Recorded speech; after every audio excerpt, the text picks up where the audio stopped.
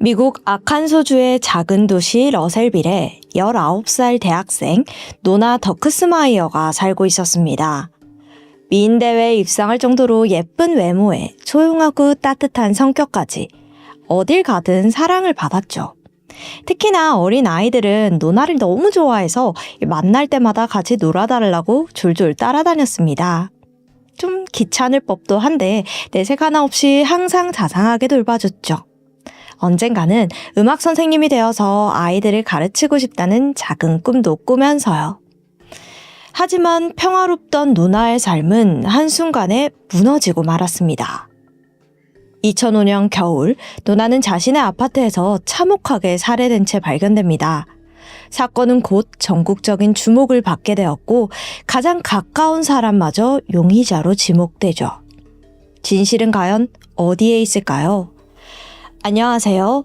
토요미스테리 디바달리아입니다. 사건이 발생하기 전까지 그녀의 삶은 평범했어요.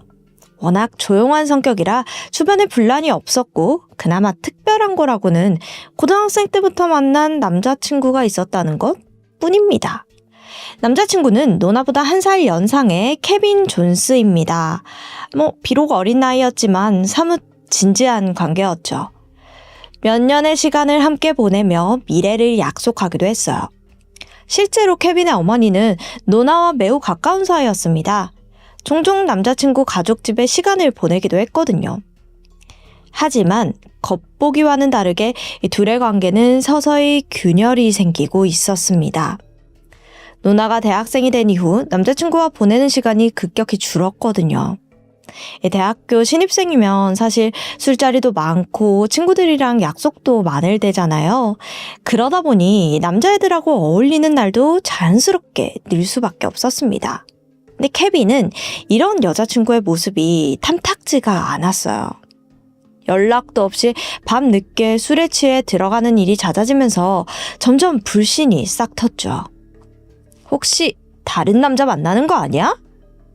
이 둘 사이에는 작은 오해가 반복되었고 싸우는 일도 많아졌습니다. 노나 또한 이 상황이 지치기는 마찬가지였어요. 이 남자친구 집착에 스트레스를 받아서 심각한 불안 증세에 시달렸고 이 일로 상담 치료를 받기도 했죠. 그러던 2005년 12월 15일 저녁 6시 케빈은 평소처럼 여자친구에게 전화를 걸었습니다. 곧 저녁 시간이니까 밥은 먹었는지 오늘 하루는 어땠는지 소소한 이야기를 나누려고 했어요. 근데 몇 번이나 전화를 걸어도 받질 않는 거예요. 며칠 전 기말 시험도 끝나고 바쁜 일정도 없을 텐데 이렇게까지 연락이 안 되는 건 이상했습니다. 근데 또 생각을 해보면 씻고 있거나 잠깐 핸드폰을 두고 나갔을 수도 있어요. 그래서 케빈은 살아있냐며 걱정 반, 농담 반으로 문자를 보냈죠. 문자를 보면 바로 전화를 할 거라고 생각을 했거든요. 근데 아무리 기다려도 답은 오지 않았습니다. 남자친구는 왠지 모를 불안감에 휩싸이기 시작했습니다. 결국 그는 노나와 가까이 사는 친구에게 연락했어요. 여자친구가 잘 있는지만 확인해달라고 부탁을 한 거죠. 잠시 후 친구는 노나가 사는 콘도에 도착했고 그녀의 차가 주차장에 세워져 있는 것을 확인했습니다. 그래서 집 안에 있는 줄 알았거든요. 근데 막상 집 안에서 아무런 인기척이 느껴지지 않습니다. 친구는 이 상황을 케빈에게 전했고 그는 즉시 어머니와 함께 그녀의 집으로 향했어요. 현관문은 굳게 잠겨져 있었습니다. 노나는 평소 문단속에 허술한 편이었거든요. 특히 창문 잠그는 걸 깜빡깜빡 잊어버리곤 했어요. 역시나 이날도 마찬가지였습니다. 집 뒤쪽에 거실 유리문이 잠겨져 있지 않았고 그곳을 통해 케빈은 조심스럽게 노나를 부르며 안으로 들어갔어요. 집안은 이상하리만큼 조용했습니다. 기묘한 정적에 닭살이 돋을 정도였죠. 바닥에는 잡지와 노트들이 어지럽게 흩어져 있었고 테이블 옆에는 램프가 떨어져 있었는데요. 근데 그 아래 피로 보이는 붉은 액체가 묻어 있었습니다. 저게 뭐지? 가까이 다가가려는 그때 소파 너머로 미동 없는 사람의 발이 살짝 드러나 있는 거예요. 놀란 그가 다가가 보니 여자친구 노나가 실온하게 하나 걸치지 않은 채 알몸으로 쓰러져 있었습니다. 케빈이 곧장 맥박과 호흡을 확인했지만 이미 숨은 끊어져 있는 상태였죠. 그래도 급히 심폐소생술을 실시하면서 유리문 앞에서 기다리고 있던 엄마에게 소리쳤습니다. 엄마, 빨리 911에 전화해! 케빈의 엄마는 아들의 다급한 목소리에 심각함을 눈치챘고 서둘러 신고 전화를 걸었어요. 그리고 잠시 후 경찰이 현장에 도착했습니다. 현장을 둘러본 경찰은 단번에 살인사건임을 의심합니다. 곧이어 나온 부검 결과는 의심을 확신으로 바꾸기 충분했죠. 노나의 두개골은 골절될 정도로 세게 둔기에 의해 가격당했습니다. 이로 인해 피부가 찢어지면서 피가 흘러나왔죠. 시신 옆에는 금속재 램프가 떨어져 있었는데 이게 흉기로 추정되었습니다. 왜냐하면 실제로 손잡이에 노나의 피와 범인의 것으로 보이는 손바닥 자국이 남아 있었거든요. 근데 예상외로 사인은 이 목졸림에 의한 질식사였어요. 목뼈가 부러질 정도로 강한 힘으로 졸린 흔적이 확인되었습니다. 얼굴에는 손바닥에 맞은 자국도 찍혀 있었고 목과 어깨에는 작은 칼자국도 함께 있었죠. 자, 전반적인 상황을 종합해보면 바닥에 물건들이 어지럽게 널브러진 걸로 봐서 두 사람 사이에 몸싸움이 있었을 것으로 추정됩니다. 범인이 노나를 제압하기 위해 뺨을 때리고 금속 램프로 머리를 가격했을 거예요. 그러다가 목을 강하게 조르게 되면서 결국에는 살해하는 스토리가 그려지죠. 그리고 노나가 알몸으로 발견이 되었잖아요. 경찰은 성폭행도 예상을 했습니다. 하지만 검사 결과 생전에 성관계를 가진 건 맞지만 성폭행의 정황은 발견되지 않았어요. 자, 이번에는 사건 현장을 한번 들여다볼게요. 부엌에는 고양이 사료 부스러기가 떨어져 있었습니다. 참고로 노나는 고양이를 키우지 않아요. 결정적으로 비어있는 콘돔 포장지가 발견되었는데요. 지문은 검출되지 않았지만 표면에 남아있는 미세한 세포 잔여물에서 DNA를 추출할 수 있었습니다. 그 결과 신원이 확인되지 않은 남성 2명의 DNA가 검출되었어요. 현관문은 안쪽에서 잠겨 있었어요. 거실 쪽 유리창을 밖에서 강제로 연 흔적도 없었고요. 그럼 범인의 침입 경로는 두 가지로 나뉩니다. 노나가 현관문을 열어줬거나 아니면 그녀 몰래 유리창으로 누군가가 들어왔다는 거죠. 경찰은 노나가 누군가와 성관계를 가진 점에 주목했습니다. 합의하에 이루어졌다면 두 사람이 가까운 사이일 가능성이 크죠. 먼저 노나의 남자친구인 케빈을 의심했어요. 그도 그럴 게 그녀와 가장 가까운 사이이기도 하지만 또 현장을 출동했을 당시 그의 몸에 피가 덕지덕지 묻어 있었기 때문이에요. 게다가 케빈은 여자친구의 죽음에 적잖이 충격을 받은 듯 보였지만 시간이 지나면서 점점 침착해졌습니다. 감정을 거의 드러내지 않은 채 시신 발견 상황을 경찰에게 조목조목 설명했고요. 이 모습이 오히려 수사관들에게 의심을 샀습니다. 지나치게 준비된 태도처럼 느껴졌던 거예요. 또 말하는 내용 중 일부는 현장 상황과 미묘하게 어긋나는 점도 있었고 정확한 타임라인에 대한 설명도 흐릿했습니다. 결국 그는 추가 조사를 위해 경찰서로 이송되었어요. 근데 여기서 이상한 행동을 보여요. 경찰이 잠깐 자리를 비운 틈에 막 의자를 이렇게 치는 거예요. 망했다, 화난다 이런 느낌으로 많이 불안정한 모습을 보였습니다. 이상하잖아요. 그래서 CCTV를 본 경찰이 물었어요. 왜 이런 행동을 했냐? 그러니까 여자친구를 해친 범인에게 화가 나서 내가 싸울 능력이 있다는 걸 보여주려고 했습니다. 라는 거예요. 경찰은 수사의 모든 초점을 케빈에 맞추고 집요하게 질문을 했습니다. 하지만 끝까지 그는 무죄를 주장합니다. 심지어 케빈은 의심받고 있는 상황에서 여자친구의 장례식에 참석을 했는데요. 노나의 가족들은 물론 친구들도 그의 존재가 달갑지는 않았죠. 그는 따가운 주변의 시선에도 아랑곳하지 않고 추모를 이어갔습니다. 하지만 이 억울한 상황을 참을 수 없었고 결국 그는 의심에 벗어나기 위해서 거짓말 탐지기 조사와 DNA 검사에 자발적으로 협조를 했어요. 하지만 이 케빈의 기대와는 달리 거짓말 탐지기 결과에서는 거짓 반응이 나온 겁니다. 여기에 탄력을 받은 경찰은 이제 수사의 고삐를 더 쥐어오기 시작했죠. 사실 그들은 이미 결정적인 증거를 확보한 상태였습니다. 흉기인 금속 램프 손잡이에서 손바닥 자국이 발견된 거 기억하시나요? 참고로 이 사람마다 손금을 비롯한 미세한 주름 패턴이 다 다릅니다. 그래서 지문처럼 손바닥으로 신원이나 범인을 특정할 수 있어요. 해당 증거와 케빈의 손바닥을 대조한 결과 매우 흡사했습니다. 다만 손잡이에 남은 자국이 뚜렷하지 않아 100% 확신은 할 수 없는 상황이었죠. 이런 상황에서 거짓말 탐지기 조사마저 거짓으로 나오자 의심에 더 불을 지폈습니다. 2006년 3월 검찰은 살인 혐의로 케빈을 기소합니다. 근데 문제가 있었어요. 앞서 현장에서 발견한 빈 콘돔 포장지에서 남성의 DNA가 검출이 되었잖아요. 이 2명의 남성. 근데 이게 케빈이랑 일치하지가 않는 거예요. 그럼 성관계를 가진 남성이 케빈이 아니라는 말인데, 그래서 검찰은 이 새로운 경로를 틀어서 새로운 가설 하나를 내세웁니다.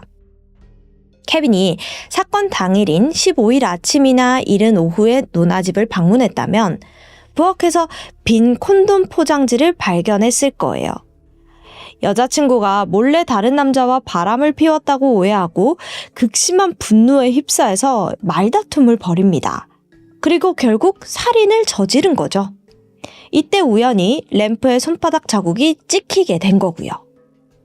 여기에 케빈은 반박합니다. 자신은 콘돔이 있었는지도 몰랐고 15일 아침에 집을 찾아가지도 그녀를 죽이지도 않았다고요. 케빈의 변호인은 그 증거로 사건 현장 보고서를 제시합니다. 시신이 발견된 건 15일 저녁이에요. 당시 경찰은 사건 현장을 꼼꼼히 사진으로 찍었는데 이때 램프를 포함해 현장에 떨어져 있던 피는 아직 마르지 않아 끈적끈적한 상태였습니다. 이게 환경에 따라 다르지만 사건 현장에서 피가 마르기까지는 약 1시간이 걸린대요. 즉, 시신 발견으로부터 1시간 안에 범행이 발생한 거죠. 해당 시각 케빈은 엄마와 함께 있었습니다. 그러면 당일 아침에 살인이 일어났다는 검찰의 주장보다 저녁에 케빈이 우연히 옆에 있던 피 묻은 램프를 만졌다는 변호인의 주장이 더 타당합니다. 범인이 노나를 살해한 후 도망친 뒤에 케빈이 노나의 집에 왔고 우연치 않게 램프를 만지게 된 거다. 뭐 이런 말이죠. 그리고 변호인은 여기서 멈추지 않았습니다. 경찰 수사 과정의 허점 역시 법정에서 하나씩 짚어냈어요.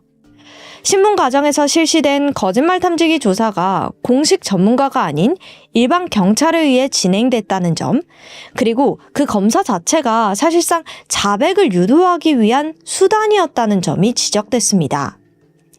마지막으로 경찰이 사망한 노나의 핸드폰을 제대로 조사하지 않았다고 비난했어요. 실제로 경찰은 케빈에게 너무 집중한 나머지 그녀의 마지막 행적이나 주변인들을 제대로 확인하지 않았죠.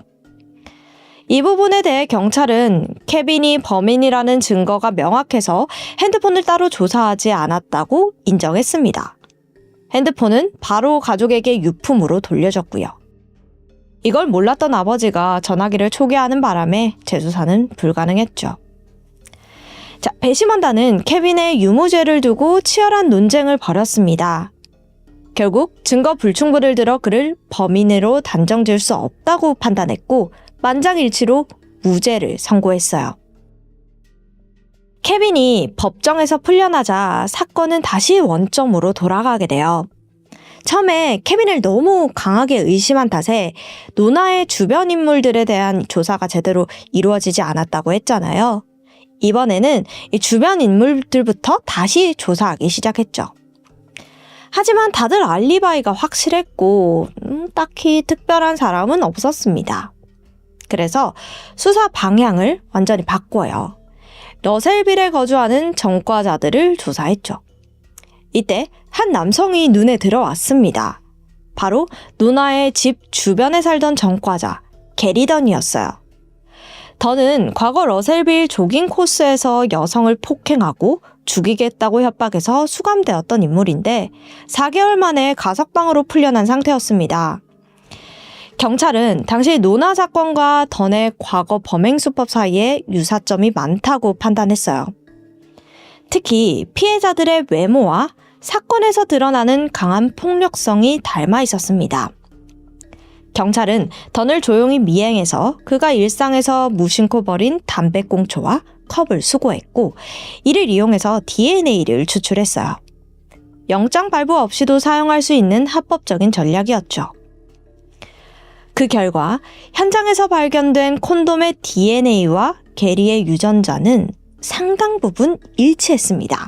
이게 아닐 확률이 3,561분의 1 수준이었어요. 경찰은 즉각 게리를 살인 혐의로 체포하고 기소했습니다. 2010년 4월에 열린 재판에서 검찰은 이렇게 주장했어요. 게리는 노나와 같은 콘도에 살고 있었고 예전부터 그녀를 범행 대상으로 노리고 있었다 라고요. 이웃이기 때문에 별 의심 없이 문을 열어줬고 그 순간 게리가 성폭행을 시도했다는 거죠. 하지만 노나가 격하게 저항을 하면서 결국 살해했다는 설명입니다. 자, 반면 변호인 측의 주장은 달랐습니다. 현장에서 나온 DNA는 완전한 상태가 아닌 일부 훼손된 상태였어요. 쉽게 말해 DNA의 50%만으로 검사를 진행한 겁니다. 그렇기에 일부 DNA가 완전히 일치한다고 해도 동일인이라고 확신할 수 없다고 반박했죠. 극명한 의견 차이에 배심원들의 판단도 갈렸습니다. 긴 논의를 가졌지만 끝내 합의를 보진 못했어요. 자, 이런 경우 재판 결과가 무효로 처리됩니다. 그래서 판사는 결론이 나지 않았다고 공식적으로 선언하죠. 이 상태를 미결정 심리라고도 부르는데요. 이때 검찰은 재판을 한 번 더 진행할지 말지를 결정할 수 있습니다. 그래서 이번에 한 번 더 진행하기로 해요. 검찰은 새로운 증인을 확보해서 심혈을 기울입니다. 2차 재판에서 검찰 측 증인으로 나온 사람은 다름 아닌 게리의 아내 제니퍼였습니다. 그녀는 사건이 일어나기 2주 전에 있었던 일을 증언했는데요. 그날 제니퍼는 한밤중에 잠에서 깼는데 옆에 남편이 없었대요. 화장실에 갔나 생각하면서 잠깐 담배를 피러 밖으로 나갔습니다. 근데 이때 이 남편이 노나의 집에서 나온 모습을 본 거예요. 이 노나와 꽤나 다정한 모습이었죠. 그녀가 화를 내자 오히려 노나는 남편 잘 관리해라 라는 식으로 비아냥거렸고 남편 게리는 고양이가 노나 집에 들어간 것 같아서 라는 어설픈 핑계를 댔죠. 실제로 사건 현장에서 고양이 사료 부스러기가 발견이 되었기 때문에 경찰은 이 대화를 중요한 단서로 보게 됩니다. 두 사람은 이미 얼굴을 아는 사이였고 노나는 그를 경계하지 않았을 가능성이 있었죠. 이번에야말로 게리라고 자신하는 것도 잠시 그의 반박에 할 말을 잃습니다. 그는 돌연 성관계를 인정했어요. 하지만 그게 전부라고 합니다. 사건 당일 성관계를 가졌다고 해서 살인을 저질렀다는 말은 아니라는 거죠. 더욱이 성폭행도 없었고요.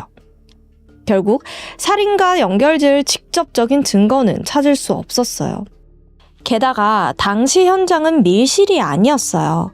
현관문은 굳게 잠겨져 있었지만 거실 유리창은 잠겨있지 않은 상태였죠. 거길 통해 제3자가 침입했을 가능성을 완전히 배제할 수 없습니다. 결국 두 번째 재판에서도 배심원의 의견은 갈립니다. 또 불일치 배심이 선언됐죠. 판사는 이번에도 미결정 심리를 내렸고 공은 다시 검찰에게 넘어갔습니다. 하지만 검찰은 더 이상 추가 증거를 확보할 수 없다고 판단했고 결국 재판을 포기했어요. 그렇게 2년간 구금되어 재판을 받던 게리는 구속에서 풀려나 자유를 되찾았죠. 검찰은 케빈과 게리, 두 명의 유력 용의자에 대한 재판에서 각각 무죄와 판결 불발이라는 결과를 받았습니다. 재수사가 진행되기도 했지만 새로운 용의자나 증거는 찾지 못했고 현재까지 미제 사건으로 남았죠. 참 아쉬운 게 저는 수사 초기가 정말 중요하다고 생각이 드는데 너무 일찍 한 사람에게만 쏠렸다는 게 이 사건이 미해결 상태로 남은 가장 큰 이유지 않을까 싶습니다. 노나가 사망한 지 13년 후인 2018년 12월, 게리는 또다시 여성 대상 범죄로 체포됩니다. 이번 피해자는 노나와 놀랍도록 유사했어요. 22살의 대학생으로 미인대 출신이었습니다. 게리는 그녀의 차를 몰래 뒤따라가 주차장에서 길을 막고 침입을 시도했죠. 피해자가 순간적으로 차 문을 잠그고 빠르게 경찰에 신고한 덕분에 위기를 피할 수는 있었습니다. 하지만 사건은 여기서 끝이 아니었어요.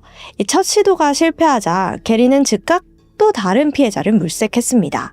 그리고 몇 분 후 또 다른 여성 강제로 끌고 가려다가 현행범으로 체포됐어요. 이후 총 3건의 납치 미수 및 음란행위 혐의로 기소되었고 재판 끝에 15년의 징역형을 받아 수감 중입니다. 오늘 사건 정말 복잡하고 좀 숨가쁘게 달려왔지만 끝내 범인은 밝혀지지 않았어요. 과연 그날 노나를 살해한 범인은 누굴까요? 램프의 손바닥 자국은 케빈을, 콘돔 포장지의 DNA는 게리를 가리켰습니다. 하지만 그 어느 것도 완벽한 증거가 되지 못했어요.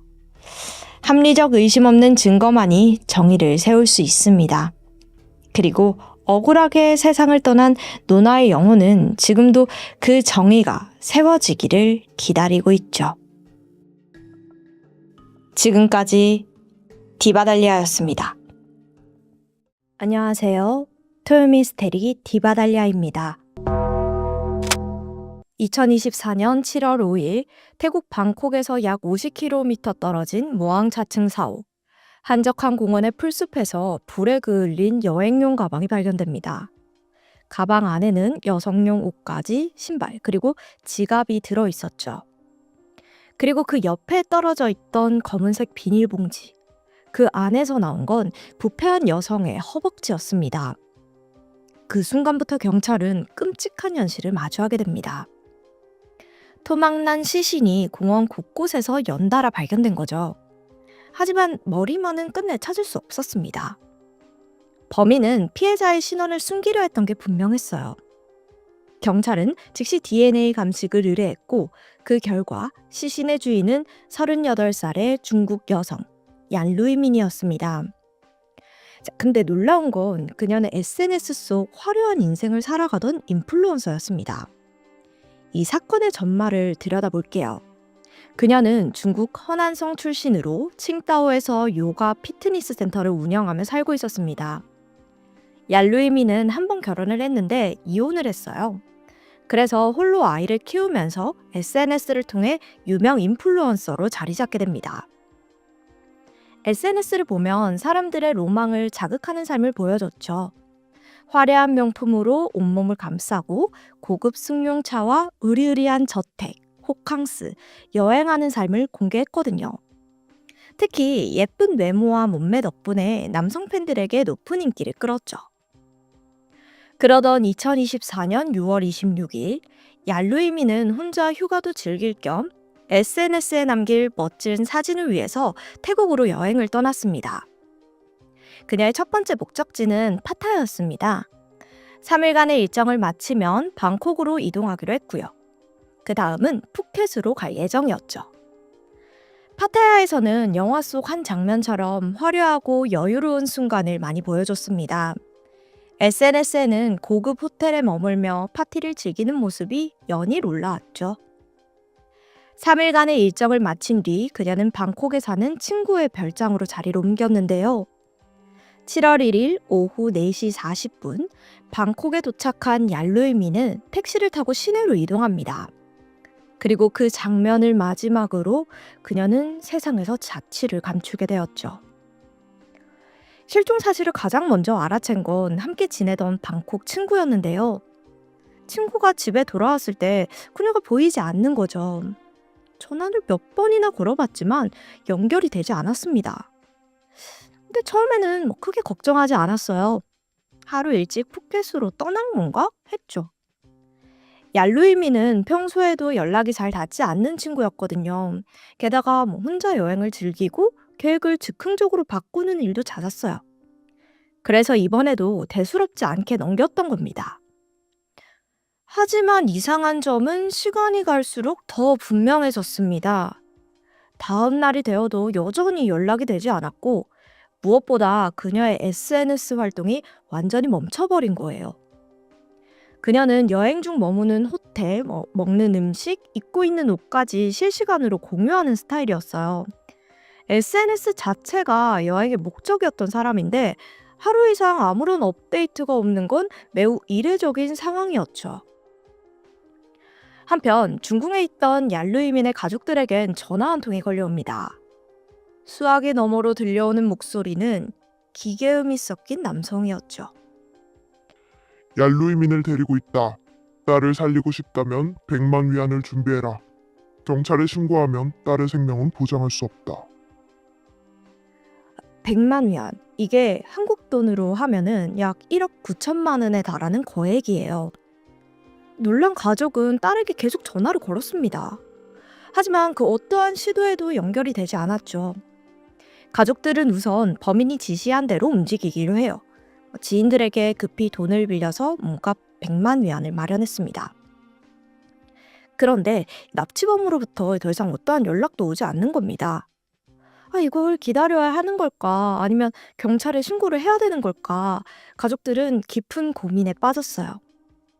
그런데 바로 그때 태국 현지에서 충격적인 연락이 옵니다.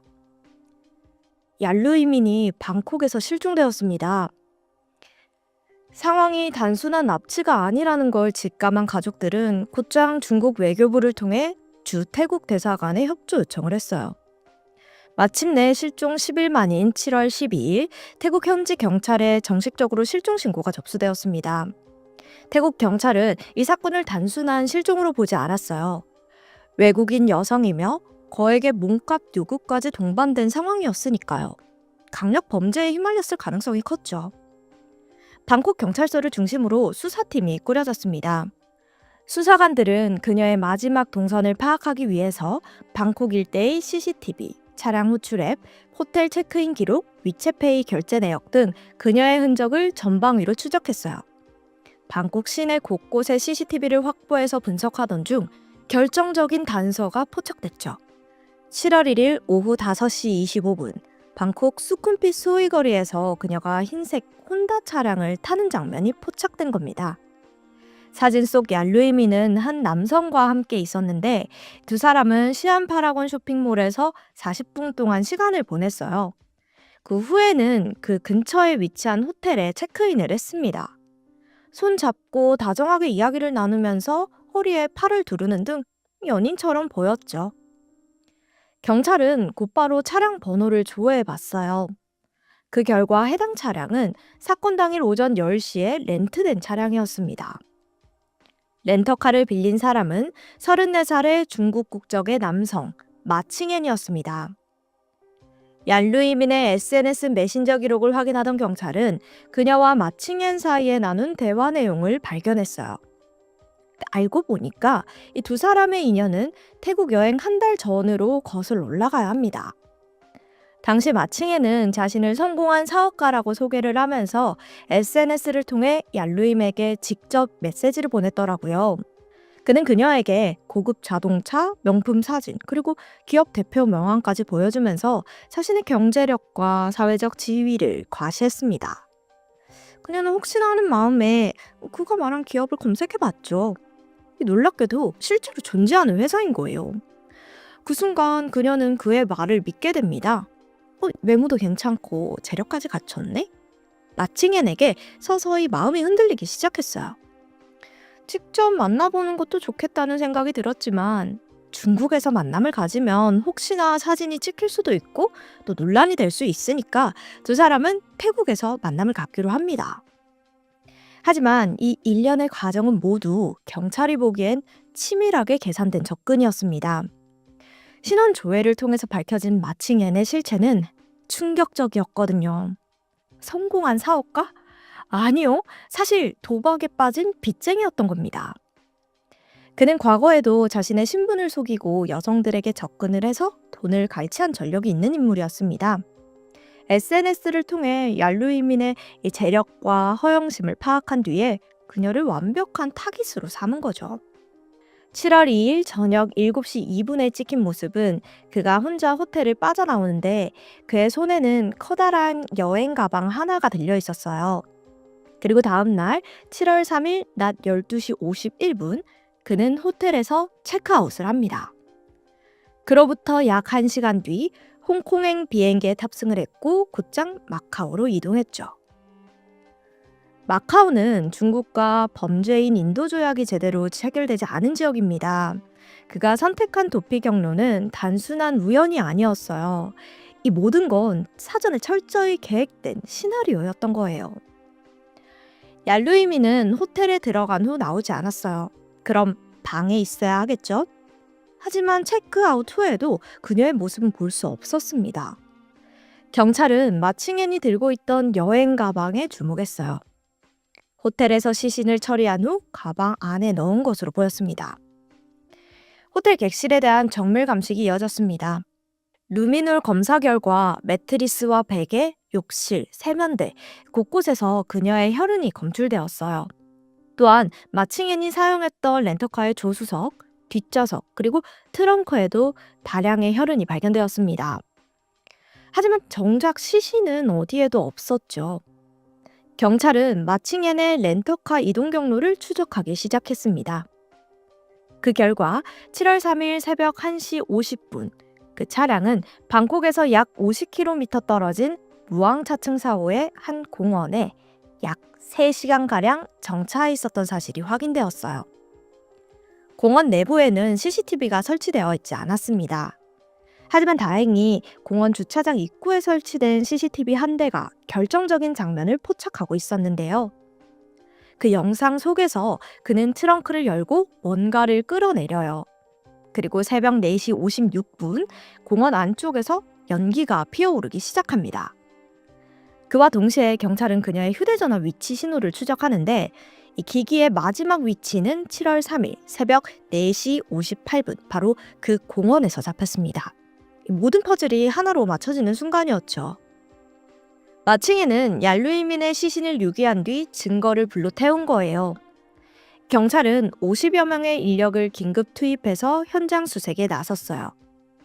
차량이 정차해 있던 지점과 연기가 발생한 공원 내부를 중심으로 하천과 배수구까지 구석구석 샅샅이 뒤졌죠. 그리고 이틀 뒤 공원 한쪽 풀숲에서 불에 그을린 여행용 가방 하나가 발견됩니다. 앞서 말씀드린 것처럼 가방 안에는 토막난 시신의 일부가 발견되었고 수색이 계속되면서 신체 부위들이 하나둘씩 추가로 확인됐죠. 하지만 머리는 끝내 발견되지 않았습니다. 범인이 신원 확인을 방해하기 위해 따로 유기한 것으로 보였어요. 경찰은 마칭엔을 토막살인 및 시신 유기 혐의로 국제 수배 대상자에 올렸습니다. 이 사건은 단순한 강력 사건을 넘어 국가 간 공조수사가 필요한 중대범죄로 확산되었죠. 태국 경찰, 중국 공안, 그리고 마카오 사법경찰까지 세 나라가 공조수사에 착수합니다. 장기적인 추격전이 예상되는 상황이에요. 하지만 체포는 의외의 장소에서 갑자기 이뤄졌어요. 2024년 7월 16일 마칭에는 고급 브랜드 시계를 맡기고 돈을 빌리려고 마카오 시내의 한 전당포를 찾았는데요. 하지만 시계를 자세히 살펴본 점원은 어딘가 이상한 낌새를 느낍니다. 마감도 정교하지 않았고 전반적인 품질도 떨어졌거든요. 가품이 의심되었던 거예요. 참고로 마카오에서는 가짜 명품을 담보로 돈을 빌리는 행위는 사기죄에 해당합니다. 그래서 점원은 즉시 경찰에 신고했고 현장에 출동한 경찰은 가장 먼저 그의 여권부터 확인했죠. 그런데 여권 속 사진과 실제 얼굴이 어딘가 미묘하게 달랐습니다. 경찰은 곧바로 이상함을 감지했고 해당 여권은 위조된 것이었죠. 그 순간 마카오 경찰은 직감적으로 이 남자가 범죄자일 수도 있다는 판단을 내립니다. 즉시 국제 수배자 명단을 조회했고 마침내 그 정체는 마칭엔이었던 거죠. 마카오 사법당국은 곧장 중국 본토와 긴급 협의에 들어갔습니다. 중국 공안은 강경하게 송환을 요청했어요. 자국민을 대상으로 한 해외 살인 사건이었기 때문입니다. 하지만 태국도 관할권을 주장했습니다. 살인과 시신 유기 행위가 태국 영토 내에서 발생했기 때문이죠. 치열한 외교적 조율 끝에 마칭엔은 결국 중국 본토로 송환돼서 재판을 받는 것으로 최종 결정되었습니다. 검찰은 그에게 총 6개의 혐의를 적용해 기소했습니다. 살인, 사체 훼손, 사기, 사문서 위조, 위조 물품 유통, 그리고 통신 사기. 그렇게 2024년 12월 1심 재판이 시작됐어요. 피해자 보호와 사건의 민감성을 고려해 재판은 비공개로 진행되었고요. 검찰은 이 사건을 단순한 살인이 아닌 철저히 계획된 포식형 범죄라고 규정했어요. 마칭에는 처음부터 얀루이민의 SNS 활동과 경제적 배경에 관심을 가졌고 자신을 성공한 사업가로 가장한 뒤 신뢰를 쌓으며 접근했습니다. 그리고 피해자가 방심하는 순간 살인을 저지른 거죠. 그 후엔 시신을 훼손하고 모든 증거를 지우듯 마카오로 도피하는 치밀하고 냉정한 수법을 보였습니다. 검찰은 이 모든 점을 들어 극형을 내려줄 것을 재판부에 요청합니다. 결국 재판부는 마칭엔에게 사형을 선고했어요. 여기에 더해 시신 훼손 및 유기 혐의로 징역 10년, 사기 혐의로 징역 5년, 사문서 위조 혐의로 징역 3년이 추가되어 총 18년형이 더해졌습니다. 현재 그는 중국 본토 내 보안이 강화된 구금시설에 수감 중입니다. 사건이 보도된 후 얀루이민의 SNS 계정이 공개되면서 일부에서는 그녀를 향한 비난의 목소리도 나왔는데요. 태국 여행의 목적이 순수하지 않았다, 화려함에 집착한 결과다 라는 지적도 있었죠. 하지만 이 사건의 본질은 다릅니다. SNS라는 공간에서 만들어진 이미지와 환상이 어떻게 범죄의 수단으로 악용될 수 있는지를 보여준 사건이라고 생각해요. 단순히 개인의 생활 방식이나 선택을 비난하는 것으로는 해결할 수 없는 문제입니다. 중요한 건 SNS 속 보여지는 삶과 현실의 괴리, 그리고 그 과정에서 발생할 수 있는 취약점을 인식하는 거죠. SNS는 자신을 표현하고 교류하는 긍정적인 도구가 될 수 있지만 동시에 범죄자에게는 표적을 찾고 정보를 수집하는 위험한 창구가 될 수도 있습니다. 이번 사건을 계기로 우리는 개인정보 보호와 온라인 안전에 대한 경각심을 더 가져야 합니다. 특히 여행이나 일상사진을 공개할 때는 시간차를 두거나 위치 정보를 숨기는 등 작은 조치만으로도 위험을 크게 줄일 수 있어요. 결국 문제의 본질은 화려함 추구가 아니라 디지털 시대에 우리가 얼마나 스마트하게 자신을 지킬 수 있는가에 달려 있습니다. 지금까지 디바달리아였습니다.